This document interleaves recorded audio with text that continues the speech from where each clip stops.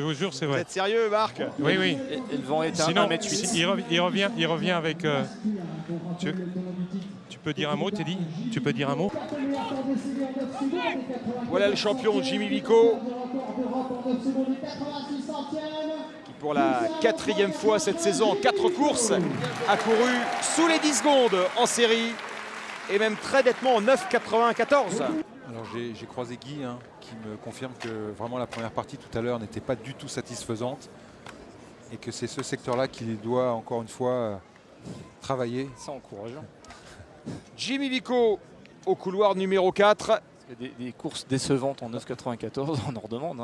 Ça c'est sûr.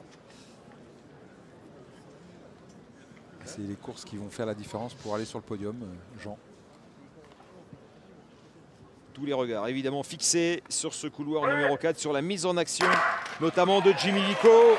Jimmy Vico, c'est mieux se lancer qu'en série. Jimmy Vico qui fonce vers le titre de champion de France. Et on va jeter un œil évidemment sur le chronomètre. Jimmy Vico en 9,89. 9,89. Le record des championnats 9,88. pour Jimmy Vico s'est ramené à 9,88. Extraordinaire Vico. Extraordinaire Vico. Plus que jamais Lucky Luke. Et qui, avec un temps, il sera validé ce chrono, puisqu'on est à 1,09 m par seconde. C'est le deuxième chrono mondial de l'année. Après, c'est 9,86. Donc, il confirme que c'est toujours lui. Il y a eu 9,88 d'Usain Bolt. Mais voilà, il égale ce deuxième perf mondial de l'année. Donc, c'est vraiment lui le meilleur au monde. Il confirme. C'était pas un hasard. C'était pas un coup de génie qu'il a vu à Montreuil. C'est son niveau. C'est ce qu'il est. Et là, on voit qu'il a amélioré cette phase de départ. Et derrière le chrono, tout de suite, il est meilleur. Et Stuart Dutambi qui doit faire un joli chrono aussi en deuxième position. Ah oui, il termine deuxième en 10-12. 10-12 voilà. Marque pour Stuart Dutambi, qui lui aussi explose son chrono. Alors on revoit le départ de Vico avec vous, Stéphane. Vous avez dit c'est mieux, c'est mieux. Oui, honnêtement, là, c'était bien fluide, c'était bien enchaîné. Alors on va avoir le regard de son coach, puisque je vais lui laisser ma place pour qu'il puisse parler lui-même de cette course. Guy Ontanon, l'entraîneur de Jimmy Vico, qui va nous rejoindre en direct sur Canal.